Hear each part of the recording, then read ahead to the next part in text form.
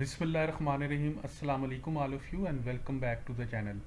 It is really always been an honor you guys take your time to have a look on these videos. तो without any further ado आज के हमारा lecture 12 है और आज हम सेंटेंसेस करेंगे। अगर आपने कहना हो मुझे तो पहले ही पता था, या इस फारिग इंसान की बातों पर ध्यान मत दो, मतलब इसका ये होता है कि यार ये फजूल बातें करता रहता है, इसकी बातों पर ध्यान मत दो। या अगर आपने ये कहना हो जब वक्त आएगा तो देख लेंगे, अभी तुम्हें परेशान होने की ज़रूरत नहीं। या आपने ये कहना हो डरने की ज़रूरत नहीं, जो गरजते हैं वो बरसते नहीं। या डरने का खौफ निकाल दो, या तुम्हें डरने की ज़रूरत नहीं है। देखें, अगर आपने कहना हो मुझे तो पहले ही पता था, मतलब ये सम टाइम कोई आपको बताता है उस बंदे ने मिसबिहेव किया है या उसने ऐसी हरकत की है, तो क्योंकि आप सरप्राइज नहीं हुए, आप उसको पहले से ही जानते थे, तो उस सूरत में जब आपने कहना हो मुझे तो पहले ही पता था, मैं पहले ही जानता था, तो इसको इंग्लिश में कहते हैं I might have non. I might have non. इस फारिग इंसान की बातों पर ध्यान मत दो।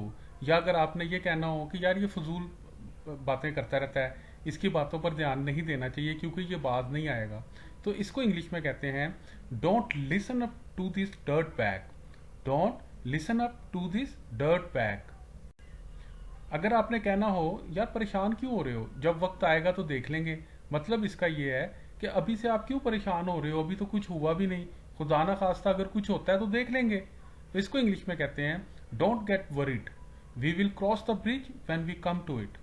Don't get worried, we will cross the bridge when we come to it.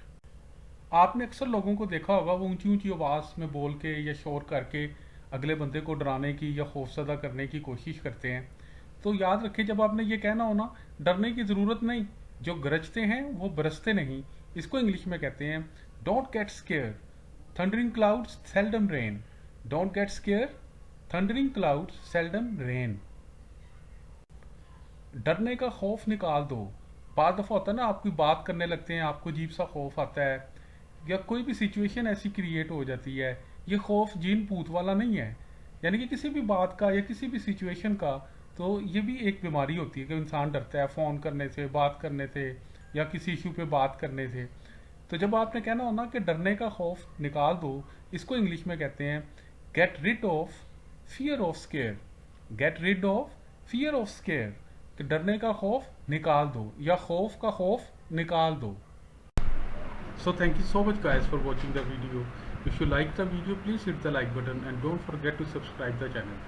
In next video gonna come in here again with new topic. Till then, take care of yourself.